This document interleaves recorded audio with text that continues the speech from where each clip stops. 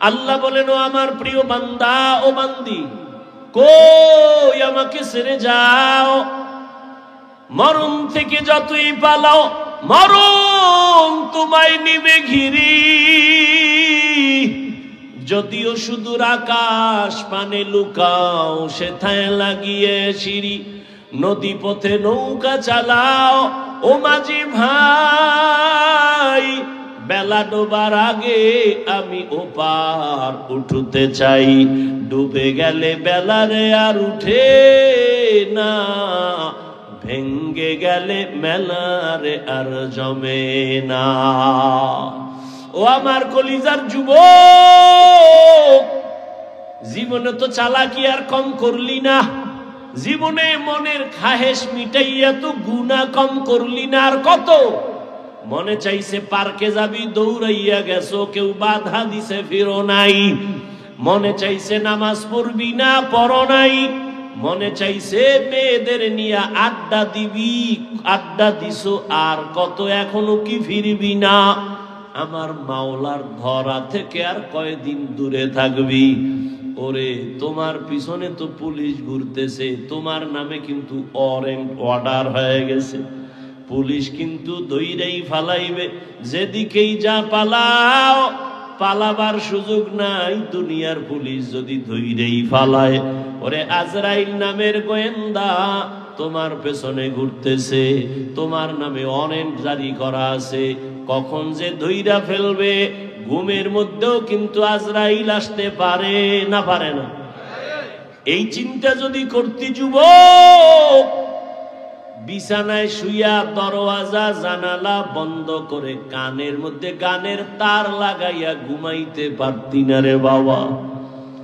তুই যদি রাতের বেলা গানের তার কানে লাগায় ঘুমাও, আর ওই ঘুমের মধ্যে আজরাইল আলাইহিস সালাম আইসা যদি দেখে তোর কানের মধ্যে গানের তার লাগানো, মুসলমান হিসাবে একটু চিন্তা কর, আমার মাওলার আদালতে কি জবাব দিবি? ও যুবক বাবারা, তোমার মতো যুবক একটু নজর দিয়া তাকায়া দেখো, আমি যে এতক্ষণ তোমাকে বয়ান করতেছি চিল্লাইয়া, কত কষ্ট। দুনিয়াতে কথা বলার মতো কষ্টের আর কোনো কাজ নাই।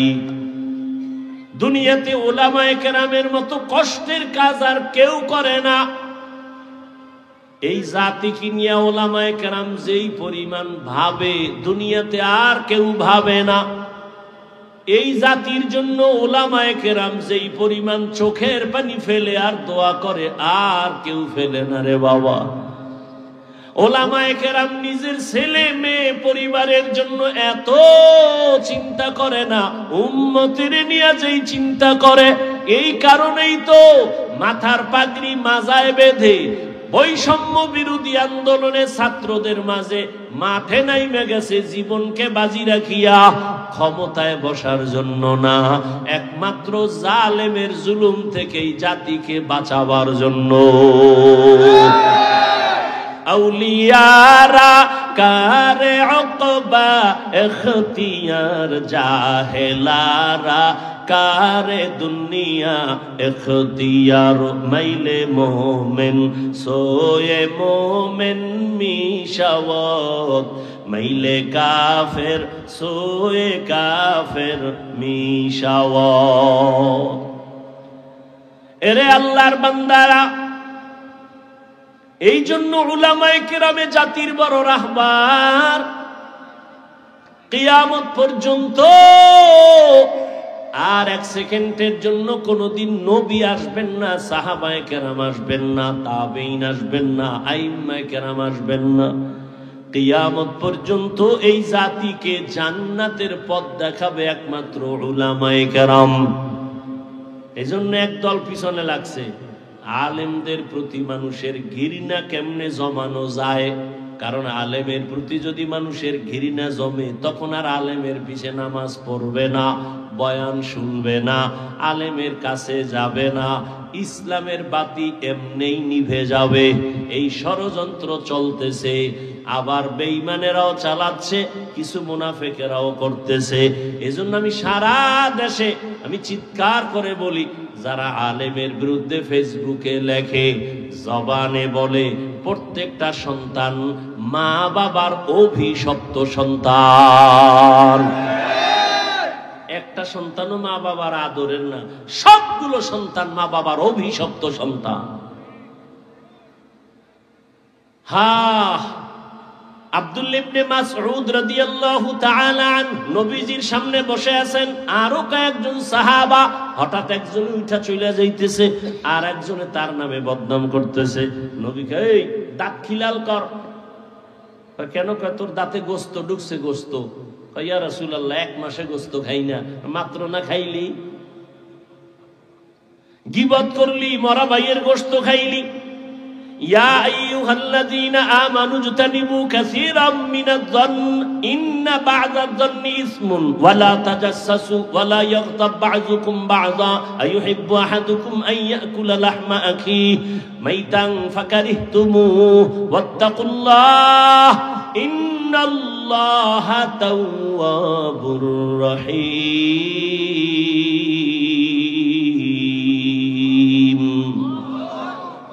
আল্লাহ বলেন, হে মুমিন, কাউকে খারাপ ধারণা করিও না। অনেক ধারণা গুনাহের মূল কারণ। কারো গীবত পেছনে বলিও না লোকটা খারাপ। ভালো বলতে পারো না?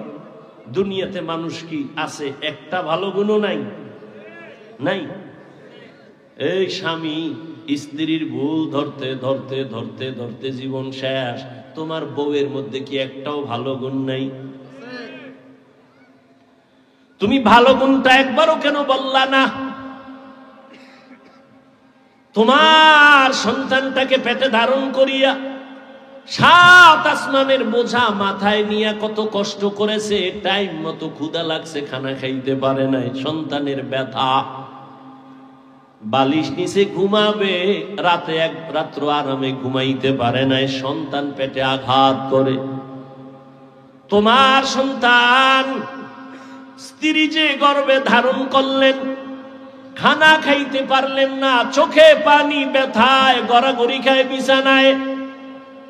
প্রসব বেদনায় যে কি কান্নার আওয়াজ! আম্মা জানের কণ্ঠের আওয়াজ আমার ঘরের বাইরে যায় না। কিন্তু আমি যেদিন দুনিয়াতে আসছি, আম্মা জানের প্রসব বেদনা যে এত বেশি, আম্মা জানের কান্নার আওয়াজ পাশের বাড়িওয়ালারা শুইনা ঘুমাইতে পারে না। আম্মা জান কান্না করে, দাদি আর নানি পাশে বৈশা সহযোগিতা করে, কাঁদবা না। আম্মা জান কান্নার এত অবস্থা, মরিয়া যাবে।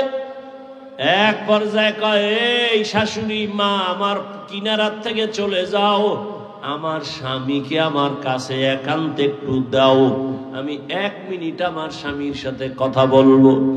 আমার আব্বা জানের আমার আম্মা জান কাছে বসাইয়া, আমার আম্মা জান কান্না অবস্থায় হাতটা ধরে কয়, স্বামী, বাবার মায়া, মায়ের মায়া, মোহাব্বত ছাড়িয়া তোমার ঘরে আসছি, যেইভাবে খেদমত করা দরকার ওইভাবে করতে পারি নাই, দয়া করে আমারে মাফ করে দাও, দাবি রাখবা না, আমি মরিয়া যাব। সন্তান দুনিয়াতে আসার ব্যথা সহ্য করতে পারি না, আমার উপরে 7 আসমানের বোঝা, আমি বিদায় হয়ে যাব, মরিয়া যাব, দয়া করে মাফ করে দিও, অন্তরে কোনো দুঃখ রাখবা না, দাবি রাখবা না। ও আমার এলাকার মুসলমান যুবক, মায়ের প্রসব বেদনার ওই যে কান্না আর কষ্ট, নিজের চামড়া যদি খুলিয়া মায়ের জুতা বানাইয়া দাও, জীবনে মায়ের ওই 1 রাতের কান্নার ঋণ আদায় করা সম্ভব কোনদিন হবে না। কিন্তু মায়ের কম জ্বালান জ্বালাস না, এখনো জ্বালাও। মোবাইলের জন্য মায়ের কি পরিমাণ জ্বালাইতেছ, মা টাকা দাও মোবাইল কিনবো, মা টাকা দাও পার্কে যাব, মা টাকা দাও ঘুরতে যাব, মা টাকা দাও বন্ধুদের আড্ডায় যাব। মায়ের কি পরিমাণ জ্বালাইছো? মায়ের থেকে টাকা নিছো, বাবার টাকা নিছো মোবাইলে এমবি ভরার জন্য। ওই মা তোরে কিছুই কয় না, বুঝায়, আবার তুই মায়ের একটা ধমক দিছে তোরে ভালো বানানোর জন্য। তুই রাগ করিয়া 1 সপ্তাহ হইছে মাকে মা বলে ডাকো না। আম্মা জান বাবার কিনারায় রাতের বেলা বালিশে মাথা লাগায় গুনগুন করে কান্না করে। আব্বা বলে, বিবি কেন কাঁদো? বলে এমনি। না না, কেন কাঁদো? বলে দুঃখ। কি তোমার দুঃখ? বলে 1 সপ্তাহ হলো আমার কলিজার সন্তান আমারে আম্মু বলে ডাকে না। কেন ডাকে না? অন্যায় করেছে, একটা ধমক দিয়েছি। সন্তান অভিমান কইরা ঘরে এসে খায় ঠিক, আমার দিয়ে তাকায়ও না, মা কইয়া ডাকেও না। আব্বাজান বুঝায়, বিবি ঘুমাও, খানা খাও। সন্তান বুঝে না, একদিন বুইজা কিনারায় আসবে। মা কান্না করে কয়, স্বামী খানার প্লেট যতবার সামনে নেই আমার খানা পেটের মধ্যে যায় না। আমি যত ঘুমানোর চেষ্টা করি আমার চোখে ঘুম আসে না। আয় আল্লাহ, হাতগুলো কবুল করে নেন, তওবা কবুল করে নেন। তওবার উপরে মজবুত হইয়া চলার তৌফিক দান করেন, আমিন। আলহামদুলিল্লাহি রাব্বিল আলামিন। والصلاة والسلام على سيد الأنبياء والمرسلين وعلى آله وأصحابه أجمعين يا أرحم الراحمين يا أرحم الراحمين يا أرحم الراحمين رب ارحمهما كما ربياني صغيرا اللهم إنك عفو كريم تحب العفو فاعف عنا اللهم إنا نسألك رضاك والجنة ونعوذ بك من سخطك والنار ও দয়ার মালিক কত উলামায়ে কেরাম মুরব্বি হাজী সাহেব কত ছাত্র যুবক বাবারা পর্দার আড়ালে কত মা বোনেরা হাত তুলেছেন কত চাকরিজীবী ব্যবসায়ীরা হাত তুলেছেন উলামায়ে কেরাম মুরব্বিরা হাত তুলেছেন মেহেরবানি করে আমাদের জীবনের সব গুনাহগুলো মাফ করে দেন আয় আল্লাহ মাহফিল কবুল করে নেন আয়োজনকারী সহযোগিতাকারীদের কবুল করে নেন এলাকায় শান্তি দান করেন আয় আল্লাহ সারা দুনিয়াবাসীকে মাফ করে দেন আয় আল্লাহ বিদেশের ঘরে যারা চাকরি ব্যবসা করে হেফাজত করেন আয় আল্লাহ বাংলাদেশ শান্তির দেশ বানায় দেন জালেমদের জুলুম থেকে হেফাজত করেন আয় আল্লাহ মা বোনদের পর্দানিশি আবেদা বানায় দেন সন্তানগুলো নেককার বানায় দেন প্রত্যেক মা বাবাকে নেককার সন্তানের মা বাবা হওয়ার তৌফিক দান করেন আয় আল্লাহ ঘরে ঘরে সুন্নতের আমল চালু করে দেন আয় আল্লাহ নবীজির সুন্নাতওয়ালা জিন্দেগি দান করেন নবীজির রওজা মোবারক বাইতুল্লাহ জিয়ারতের তৌফিক দান করেন আয় আল্লাহ আমার কলিজার প্রত্যেকটা যুবকের দিনদার বানায় দেন নামাজি কোরআন পড়নেওয়ালা বানায় দেন মা বাবার বাধ্যগত আদবওয়ালা বানায় দেন প্রত্যেকটা ছাত্রকে শিক্ষকের বাধ্যগত আদবওয়ালা বানায় দেন আয় আল্লাহ আমার কলিজার যুবকদের গুনাহমুক্ত করে দেন মোবাইলের গুনাহের থেকে হেফাজত করেন আয় আল্লাহ গুনাহের প্রতি ঘৃণা জমায় দেন নেক আমলের আগ্রহ বাড়ায় দেন সবার রুজি রোজগারে হালাল ভাবে বরকত বাড়ায়া দেন, হারাম থেকে হেফাজত করেন আল্লাহ।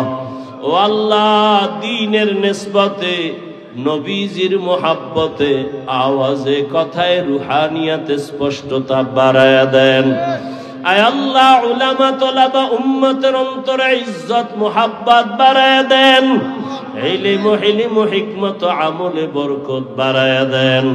চলার পথে হেফাজত করেন, আমাদের জান মাল আহাল পরিবার হেফাজতের ব্যবস্থা করে দেন। আয় আল্লাহ, ভরপুর কামিয়াবির সাথে প্রত্যেকটা প্রোগ্রাম করার তৌফিক দান করেন। রিয়া হাসাদ কিবির দূর করে ইখলাস তাকওয়া দান করেন। তওবাওয়ালা জিন্দেগি দান করেন।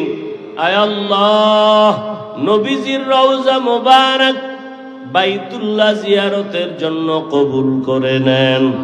আয় আল্লাহ, আমরা যারা হাত তুলেছি জানি না কার মা নাই, বাবাও নাই।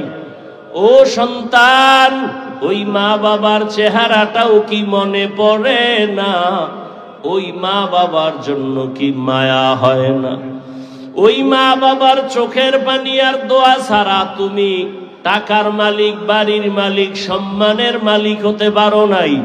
ওই মা বাবার চোখের পানি আর দোয়া ছাড়া পরীক্ষায় পাশ করতে পারো নাই। ওই মা বাবার চোখের পানি আর দোয়া ছাড়া আমি বান্দাই চেয়ারে বসতে পারি নাই। আজকে যারা ইয়তীম, মোনাজাতের পরে অনেকে বাসায় গিয়া আম্মু আব্বু বলে ডাকবে, যাদের মা বাবা নাই তাদের কলিজাটা ছিঁড়িয়া যাবে। জীবনে আর কোনোদিন মা বলে ডাক দিতে পারবে না, বাবা বলে ডাকতে পারবে না। ও আল্লাহ, ইয়েতিমদের দোয়া কবুল করে নেন, সবার কবর জান্নাত বানায় দেন। যারা বেঁচে আছেন হায়াত বাড়ায় দেন, ও অসুস্থ যারা সুস্থতার নেয়ামত বাড়ায় দেন। উলামায়ে আহলে হকের বিজয় দান করেন, বাতিলের মোকাবেলায় বিজয় দান করেন, দ্বীনের সহি সমঝ আমাদের দান করেন। আয় আল্লাহ, জাহিরি বাতিনি দুশ্মনের মোকাবেলায় বিজয় দান করেন, মুখালেফের মুআফিক বানায় দেন, মিথ্যা মামলা থেকে চির মুক্তির ব্যবস্থা করে দেন। সারা দুনিয়ায় খেদমতের জন্য কবুল করে নেন। আয় আল্লাহ, হালাল বরকতি রিজিক বাড়ায় দেন। আয় আল্লাহ, দিলের নেক আশা পূরণ করে দেন। আয় আল্লাহ, উলামায়ে আহলে হকের বিজয় দান করেন, বাতিলের দ্বারা বাতিলকে মিটাইয়া দেন, ঈমান আমলের শক্তি বাড়ায় দেন। আয় আল্লাহ, আমার কলিজার প্রত্যেকটা যুবকের সিনায় হেদায়েতের নূর দান করেন। আল্লাহ, আদবওয়ালা বিনয়ী জিন্দেগি দান করেন। সাবিরিন, শাকিরিন, জাকিরিনদের অন্তর্ভুক্ত বানায় দেন। আয় আল্লাহ, হিম্মত, শক্তি, সাহস বাড়ায় দেন। ইলম হিকমত আমলে বরকত বাড়ায় দেন। ইখলাসের সাথে সমস্ত আমল করার তৌফিক দান করেন। নামাজ কাজা হওয়া থেকে হেফাজত করেন। সবার দাম্পত্য জীবন সুখময় করে দেন। আয় আল্লাহ, যারা চাকরির সমস্যায় আছে, বিবাহের সমস্যায় সমাধান করে দেন। নবীজির মোহাব্বতে আমাদের দোয়া কবুল করে নেন।